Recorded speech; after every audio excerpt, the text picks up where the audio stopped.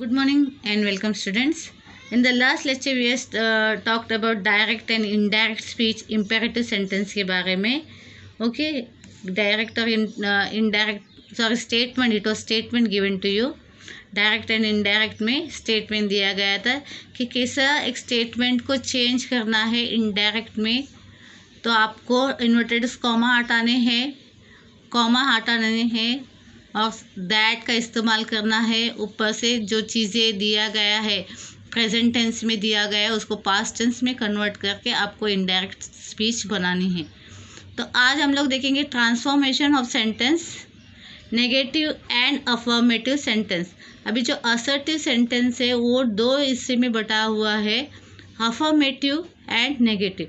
Negative sentences मतलब जिसमें negative words का इस्तेमाल किया गया हो, जैसे no, not, none, nothing, never etcetera. यानी उस वाक्य में नेगेटिव वर्ड्स का इस्तेमाल किया गया है, इसके लिए उस सेंटेंस को हम लोग नेगेटिव सेंटेंस बोलते हैं. See here, negative sentence contains words such as no, not, none, nothing, never, etc. He is not happy with the gift. यहाँ पे सेंटेंस में नॉट लिखा गया है तो ये नेगेटिव सेंटेंस है. उसी सेंटेंस को हम लोग अफर्मेटिव सेंटेंस में लिख सकते हैं, पर नॉट का इस्तेमाल नहीं करना है, पर सेंटेंस का मतलब भी चेंज नहीं होना है. He is not happy with the gift, ये नेगेटिव सेंटेंस हुआ. He is unhappy with the gift, इसका मतलब भी क्या है, वो खुश नहीं था उस गिफ्ट से. पर यहाँ पे सेंटेंस चेंज नहीं किया गया है, इसके दोनों का मीनिंग एक ही जैसा है, खाली नेगेटिव में नॉट का इस्तेमाल किया गया और नॉट हैप्पी का जो दूसरा फॉर्म है दैट इज़ अनहैप्पी, इसका इस्तेमाल करते हुए सेंटेंस का कोई मीनिंग चेंज यहाँ पे नहीं किया गया है. मीनिंग सेंटेंस का दोनों का एक ही है, सिर्फ उसमें वर्ड्स का फेरबदल किया गया है. I shall never forget my trip to Shimla, यहाँ पे ये नेगेटिव सेंटेंस है क्योंकि इसमें नेवर का इस्तेमाल किया गया है. उसी चीज़ को हम लोग अफर्मेटिव में भी लिख सकते. आई शैल ऑलवेज रिमेंबर, यानी नेवर फॉरगेट, कभी भूल नहीं सकता. तो इसका मतलब क्या, मेरे हमेशा याद में रहेगा, मेरे हमेशा ध्यान में रहेगा वो ट्रिप जो शिमला में उसने बिताए थे. ओके, तो I shall never forget my trip to Shimla, that is negative sentence because never is added in that word. Not जो नेवर जो ये नेगेटिव वर्ड है उसको ऐड किया गया है, उसी को हमने चेंज किया है अफर्मेटिव में, removing the negative words but the meaning as the same. तो नेवर फॉरगेट का हम लोग रखेंगे always remember. I shall always remember my trip to Shimla. Never forget का मतलब ये होता है कि आप कभी भी नहीं भूल सकते, कभी भी भूल नहीं सकते, मतलब हमेशा आपको याद में रहेगा. तो ये यहाँ पे डिफरेंस बताया गया. आई शैल ऑलवेज रिमेंबर मतलब वो हमेशा याद में रहेगा जो ट्रिप शिमला की थी. तो that is the difference in this transformation of the sentences and all. Here some more things over here. As soon as and no sooner का इस्तेमाल करना है.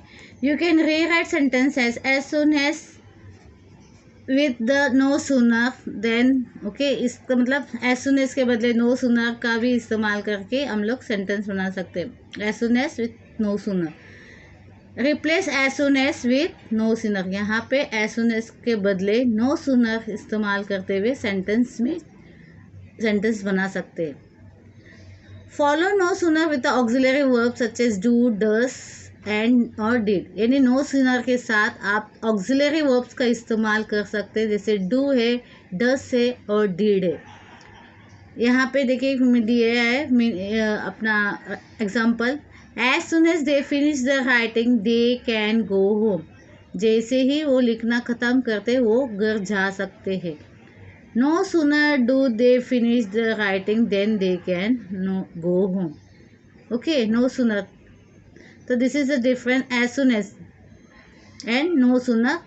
No sooner do they finish the writing than they can go home.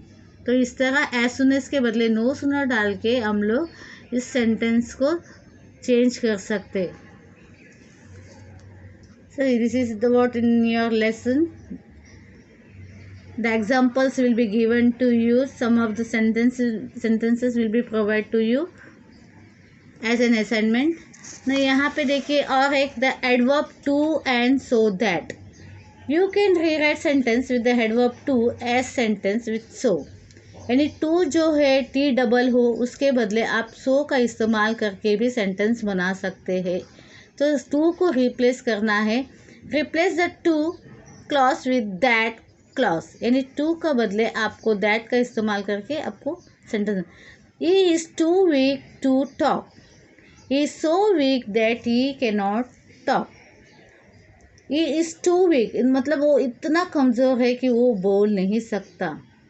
यहाँ पे वो कमज़ोर है इसीलिए वो बोल नहीं सकता. इज़ टू वीक वो इतना कमज़ोर है कि वो बोल नहीं सकता. तो यहाँ पे डिफरेंस है. He is too weak to talk मतलब इतना कमज़ोर है कि वो बोल नहीं पा रहा है. यहाँ पे इसी चीज़ को हम लोग ऐसे भी लिख सकते हैं. ई इज़ सो वीक कितना है वो सो वीक है, इतना वीक है, वो इतना वीक है कि वो बोल नहीं पा रहा है. Okay, E can not talk. तो यहाँ पे वही सेंटेंस वर्ड्स बहुत ही सिमिलर है but it's slight difference over that. But उसके मीनिंग्स बिल्कुल नहीं बदलते. अगर आप वर्ड्स चेंज करें इसके बावजूद भी इसमें मीनिंग्स नहीं बदलते. तो you have to is too weak to talk वो इतना कमज़ोर है कि वो बोल नहीं पा रहा है.